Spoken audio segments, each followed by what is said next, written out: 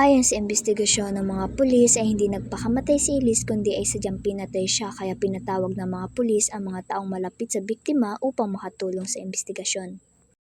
According to the police investigation, Elise did not commit suicide but was intentionally killed, which is why the police called on individuals close to the victim to help in the investigation. Kasalanan natin to. Hindi dapat natin pinabayaan si Elise. Hindi rin natin Pero ako hindi ako makapaliwala na si Elise. Hindi ko maisip kung dahil sa akin na wala siya. Napakawala ko yung palamin ako.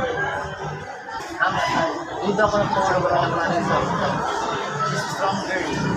Kaya kahit anong problema yan, hindi siya bibigay. And she knows that wasn't the solution. So, what are you trying to say, Troy? Paano kung may tumulak sa kanya? Nakausap ko yung doktor, nagtataka sila kung bakit may pasa sobra sa Elise. What if yung pasa na yun ang dahilan na namlaban siya sa umulog sa kanya? Pero sila namang walang puso ang gagawa nun. Morning po, ma'am. Good morning, sir. Ano po may paglilingkod namin sa inyo? Ako yung ama ng namatay na si Elise Del Valle. Yung estudyante po na nahulog sa room ng high school. Oo. Handa ako magbayad ng anumang halaga. Mahanap lang yung pumatay sa anak ko. Pero may kailangan mo tayo. Wala pa naman tayo siya. Wala yung tayo. Base rin sa sinabi ng mga nakakilala at kaibigan. May tulungan na mga Sir, totoo po ba magpaplano kayo maghiwalay ng misis mo? Oo. Pero paano yung mga paliwanag? Yung pasana dito sa bukod sa braso ng anak ko. Posible daw naglakad siya kung sumali ko rin mula sa kanya. Mama, Pero kasi iba nga yung mga kasanya, paano nga kung nasabat siya? Paano kaya kung imbestigahan natin? kaya hindi ka. Sasarapan tayo ng oras dyan. Nasabi mo yan kasi hindi ka umawalan. Ano kung pulis ka?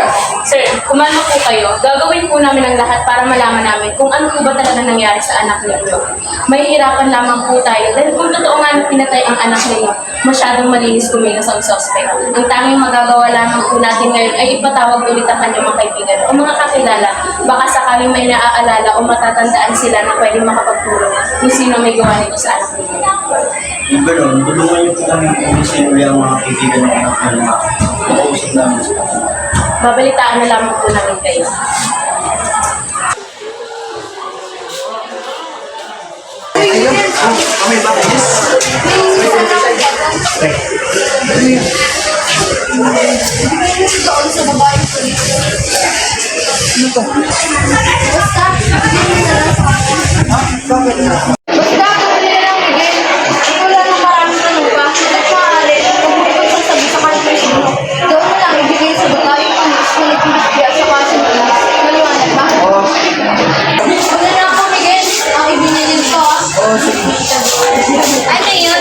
Wala para sa work project namin.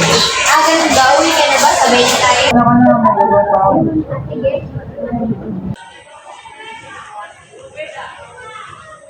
Hello, Angel. Oh, ba't umiiyak ka? Ano naman ginawa mo? Sige, pupunta na ako dyan. Magandang hapon po mga kaloy. Inimbitahan po namin kayo dahil may nais lamang po kaming linawin at tanungin tungkol sa kaso ni Elise Del Valle. Nasaan ka nung oras na yun? Ng mga oras na yun, naglilinis ako sa woodway nang may narinig akong ingay galing sa itaas. Wala ka po bang ibang napansin na tao? Wala po dahil masyado akong nataranta. Paano mo po si Elise Del Valle? Matali ko po siyang kaibigan. Nasaan ka nung oras na namatay si Elise? Diba? Nasa kantin po. Bago ka pumunta ng kantin, may nakita ka bang kasama ni Elise Del Valle? O kung sino yung huli niyang kasama? Mga around 2 p.m. po nung papunta ako sa kantin, nakita ko po parang may pinag-aawayan sila ni Elise at Julian. Sino si Julian? Parang may relasyon po silang dalawa.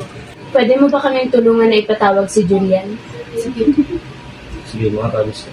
sana mahuli niyo yung pumatay kay Elise. Kung may relasyon kayo ni Elise. Ikaw po. Base sa sinabi ng isa sa mga kaibigan ni Elise, ikaw daw ang huling nakasama nito. Ikaw po. At sabi nila may pinag-aawayan raw kayo. Meron po kami pinag-awayan.